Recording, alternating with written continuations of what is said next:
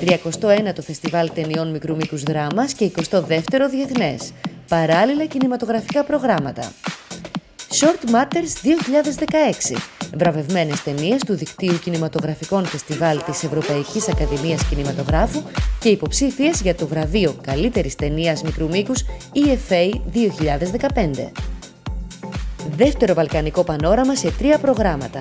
Φέτος περιλαμβάνει μια επιλογή σημαντικών ταινιών που διαγωνίστηκαν σε φεστιβάλ όμορων χωρών, μια αντιπροσωπευτική επιλογή βαλκανικών ταινιών από τη διαδικτυακή πλατφόρμα για το βαλκανικό σινεμά AltCine, καθώς και μια παρουσίαση ταινιών από την Σχολή Κινηματογράφου του Πανεπιστημίου Κουλτούρ της Κωνσταντινούπολης.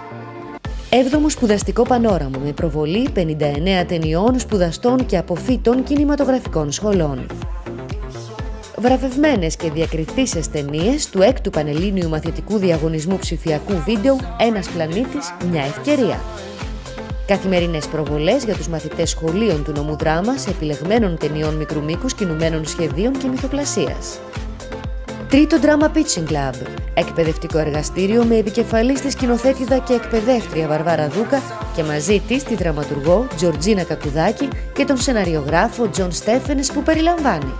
Τετραήμερο εργαστήριο παρουσίασης οπτικοακουστικών σχεδίων μικρού μήκους και Pitching Forum με παρουσίαση προτάσεων παραγωγής ταινιών μικρού μήκους σε προσκεκλημένους παραγωγούς και χρηματοδότες.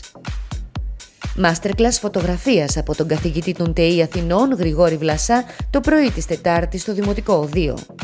Και ακόμη, παίζουμε ραδιόφωνο, Let's Play Radio, καθημερινό εκπαιδευτικό εργαστήριο ραδιοφώνου για μαθητές δημοτικού και γυμνασίου στη Δημόσια Βιβλιοθήκη Δράμας με συντονίστρια τη ραδιοφωνική παραγωγό Άννα Πασχαλίδου.